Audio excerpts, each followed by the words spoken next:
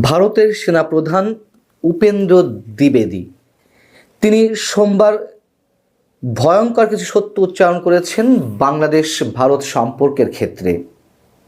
এবং তিনি যে বক্তব্য দিয়েছেন, কথাবার্তা বলেছেন সাংবাদিকদের সামনে, সেখান থেকে আমাদের ডক্টর মোহাম্মদ ইউনূসের সরকার নিশ্চয়ই গুরুত্বপূর্ণ, অতি গুরুত্বপূর্ণ কিছু মেসেজ পেতে পারে। প্রথমত তিনি কি বলেছেন, ভারত বাংলাদেশের যে বর্তমান সম্পর্ক 5 আগস্টের পট পরিবর্তনের পর দুই দেশের সম্পর্ক যে একেবারে তলানিতে গিয়ে পৌঁছেছে, শিথিল সম্পর্ক, উত্তেজনাপূর্ণ সম্পর্ক চলছে, সেই সম্পর্ক স্বাভাবিক হবে না যতক্ষণ না পর্যন্ত বাংলাদেশে কোনো নির্বাচিত সরকার না আসে। এবং আমি মনে করি তিনি যে কথাবার্তাগুলো বলেছেন একেবারেই সোজাসাপটা, কোনো ধরনের ফেব্রিকেটেড তথ্য কিংবা কোনো ধরনের রংচং দিয়ে তিনি কোনো ধরনের বক্তব্য উপস্থাপন করেননি। এই বক্তব্যগুলোকে আমরা ইতিবাচক হিসেবে ধরতে পারি, আমরা নেতিবাচক হিসেবেও ধরতে পারি। তবে যেটি বাস্তবতা আমরা দেখছি সেই নিরিখেই তার কথাগুলো আমাদের বিবেচনা করা দরকার। তিনি বলেছেন যে দুই দেশের সামরিক সম্পর্ক আগে যা ছিল এখনও রয়েছে, তবে সম্পর্কে তো অবশ্যই অনেক অবনতি হয়েছে। পাশাপাশি তিনি বলছেন যে এই মেসেজটিও দিলেন 5 আগস্ট গণ অভ্যুত্থানকে কেন্দ্র করে বাংলাদেশের যে রাজনৈতিক পট পরিবর্তন বা রাজনৈতিক পরিস্থিতি, সেই সময় থেকে আমাদের সেনাপ্রধান জেনারেল ওয়াকারুজ্জামানের সাথে তার কন্টিনিউ যোগাযোগ রয়েছে। এটা তো আমরা জানি যে ভারতের সেনাবাহিনীর সঙ্গে আমাদের সেনাবাহিনীর নানান ধরনের সম্পর্ক রয়েছে এবং দুই দেশের সেনাপ্রধানের মধ্যে যে নিয়মিত যোগাযোগ হয়, এটি তো রাগঢাক করা কিছু নেই। 20 নভেম্বর তার সঙ্গে কথা হয়েছে, দুই সেনাপ্রধানের সঙ্গে কথা হয়েছে, সে প্রসঙ্গে তিনি বলেছেন। এবং কয়েকদিন আগে প্রথম আলোতে আমাদের সেনাপ্রধান জেনারেল ওয়াকারুজ্জামানের একটি সাক্ষাৎকার প্রকাশিত হয়েছে। সেখানে তিনি ভারত বাংলাদেশ সম্পর্কে কথা বলেছিলেন যে দুই দেশের জন্যই দুই দেশকে অপরিহার্য মনে হয় তার কাছে, এবং দুই দেশের জন্যই দুই দেশ গুরুত্বপূর্ণ। সেই কথাটি উপেন্দ্র দ্বিবেদী তিনিও উচ্চারণ করেছেন। তিনি বলছেন যে বাংলাদেশের সেনাপ্রধান যে কথাটি বলেছেন যে বাংলাদেশের জন্য যেমন ভারত প্রয়োজন, ভারতের জন্য বাংলাদেশ অবশ্যই প্রয়োজন। বাংলাদেশ ভারতের কৌশলগত অংশীদারিত্বপূর্ণ বন্ধু বা অংশীদার। তিনি দুই দেশের সেনাবাহিনীর মধ্যে যে যৌথ মহড়া, সেই মহড়া স্থগিত রয়েছে। কেন স্থগিত রয়েছে সেটিও উচ্চারণ করেছেন। পরিস্থিতি যখন ভালো হবে তখন আবার এই মহড়া অনুষ্ঠিত হবে। এখন বিষয় হচ্ছে যে আমি বলছিলাম তার এই বক্তব্যগুলো আমরা নেতিবাচক হিসেবে ধরতে পারি, যার যেভাবে প্রয়োজন বাস্তবতা নিরিখে তিনি সেভাবেই ধরতে পারেন, নেতিবাচক ইতিবাচক। যদি 1 নম্বর বিষয়টি নিয়ে আলোচনা করি যে বর্তমান সরকারকে তারা কোনোভাবেই মেনে নিতে পারছে না, সেটি শেখ হাসিনার পতনের কারণে হোক আর যে কারণে হোক। এমনিতেই কোনো দেশে অনির্বাচিত সরকার লং টার্ম রান করতে পারে না, এটি কোনো সভ্য দেশ মেনে নিতে পারে না। আমাদের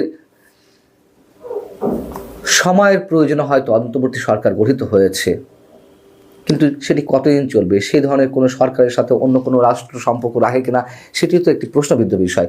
ভারত কোনো রাগঢাক রাখেনি, বলে দিয়েছে। তার এই বক্তব্যের মধ্য দিয়ে আমরা যদি বলার চেষ্টা করি যে তারা এখনও পর্যন্ত শেখ হাসিনাকে ফিরিয়ে আনতে চায়, এই জন্য এই সরকারের বিরুদ্ধে বলছে, হতে পারে। আবার যদি তারা সত্যি সত্যি একটা নির্বাচিত সরকার চায়, সেটিও হতে পারে। তবে এক্ষেত্রে আমার একটু বক্তব্য আছে। বাংলাদেশে নির্বাচিত সরকার চাইছে বা নির্বাচিত সরকার না আসা পর্যন্ত ভারতের সঙ্গে বাংলাদেশের সম্পর্ক ভালো হবে না বা দুই দেশের সম্পর্ক আবার উষ্ণতায় পৌঁছাবে না, তাদের এই মন্তব্যটি আমরা হয়তো খুব সহজে ইতিবাচক হিসেবে ধরতে পারি না। কেন, আমাদের অতীত অভিজ্ঞতা তো রয়েছেই। 2014 থেকে 2024 পর্যন্ত যা হয়েছে, যেই সরকারটি ছিল আওয়ামী লীগ টানা 3 বার 2009-এর পরে, সেটি তো কোনো নির্বাচিত সরকার নয়। সেই নির্বাচনগুলো কেমন হয়েছে আমরা জানি, এবং সেই নির্বাচনগুলো ভারতের আধিপত্যের কারণেই, ভারতের কৌশলের কারণেই সে নির্বাচনগুলো অনুষ্ঠিত হতে পেরেছে। অতএব তাদের মুখে যখন নির্বাচিত সরকারের শব্দগুলো আসে, সত্যি আমাদের হাসি পায়। তবে যেটিই হোক, মূল মেসেজ হচ্ছে বর্তমান সরকারকে তারা কোনোভাবেই মেনে নেবে না। এবং এর মধ্য দিয়ে আরও যে মেসেজটি ডক্টর ইউনূস সরকার পেতে পারে বা আমরা পেতে পারি, ভারত যে কোনোভাবে যে কোনো পন্থায় বাংলাদেশকে অস্থির করে রাখতে চাইছে এবং অস্থির করে রাখবে, এটা খুবই ক্লিয়ার। দ্বিতীয়ত, 5 আগস্টের সেনাপ্রধান মানে দুই দেশের সেনাপ্রধানের সঙ্গে যে নিয়মিত যোগাযোগ, ওই দিন যে দফায় দফায় যোগাযোগ হয়েছে সেটা তো আমরা জানি, আমরা অনুমান করতে পারি, ধারণা করতে পারি, এবং তার কিছু সিমটমও তো রয়েছে। এবং নানান মাধ্যমে আমরা জেনেছি, গণমাধ্যমে এসেছে যে 5 আগস্ট শেখ হাসিনা সরাসরি ভারতের জাতীয় নিরাপত্তা উপদেষ্টা অজিত দোভালের সঙ্গে দফায় দফায় কথা বলছিলেন তাকে সেভ করার জন্য, তাই কীভাবে নিয়ে যাবে। অতএব উপেন্দ্র দ্বিবেদী কোনো প্রকার মিথ্যা বলেননি। এবং প্রথম যে বক্তব্যটি, তার যে বক্তব্যটি নিয়ে আমি ছোট করে আলোচনা করলাম, যে নির্বাচিত সরকার ছাড়া ভারত দুই দেশের সম্পর্ক আগের জায়গায় পৌঁছাবে না, এটা মনে করছে। এবং এই জায়গাটিতে কারা আরও বেশি করে ঠেলে দিয়েছে? ভারত নানান ধরনের অপপ্রচার চালাচ্ছিল সংখ্যালঘু নির্যাতনকে কেন্দ্র করে, বা আরও অন্যান্য বিষয়ে। এখন সীমান্ত যে উত্তেজনাপূর্ণ অবস্থা রয়েছে, সেক্ষেত্রে অবশ্যই ভারত দায়ী। ভারত পাড়া দিয়ে লাগাচ্ছে। আমি তো বললাম যে ভারত অবশ্যই নানান ধরনের অস্থিরতা সৃষ্টি করে রাখার চেষ্টা করবে, কিন্তু সেগুলোকে মাঝপথে তো উস্কে দিয়েছে সরকারের দায়িত্বশীল ব্যক্তিরা। সরকারের একজন উপদেষ্টা রয়েছেন মাহফুজ আলম, তিনি বাংলাদেশের মানচিত্র টেনে তিনি বড় করতে চাইলেন, ভারতের বিভিন্ন অঙ্গরাজ্য তিনি বাংলাদেশের করায়ত্ত করতে চাইলেন, এমন ধরনের কথাবার্তা তিনি বললেন তার ফেসবুক স্ট্যাটাসে। এবং সে সম্পর্কে তো ভারত তার প্রতিক্রিয়া জানিয়েছে।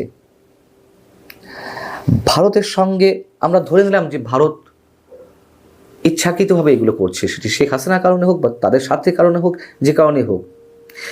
কিন্তু এটি তো বাস্তবতা। আমরা ভারতের প্রতি অবশ্যই ভারত বিরোধিতা আমরা করছি।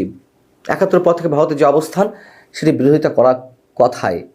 কিন্তু ভারতের মতো রাষ্ট্রকে শত্রু হিসেবে প্রতিষ্ঠিত করে বাংলাদেশকে নিরাপদে থাকতে পারবে? আমরা কি বাস্তবতার জায়গা থেকে এই চিন্তাগুলো করছি?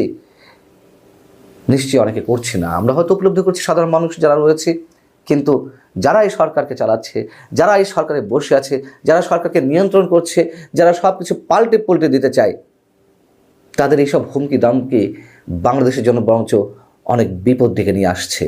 এবং সব মিলিয়ে আমি বলবো যে উপেন্দ্র দ্বিবেদী যে কথাগুলো বলেছেন, কারোর কাছে খারাপ লাগুক আর ভালো লাগুক, তিনি প্রতিটা কথা, প্রতিটি শব্দ সত্য হিসেবেই উচ্চারণ করেছেন। আল্লাহ হাফিজ, ভালো থাকুন সবাই। নতুন ভোর আসে, সময় একমাত্র এই বান্দা কয়ে গেছিল। আমরা মানুষ বাংলাদেশকে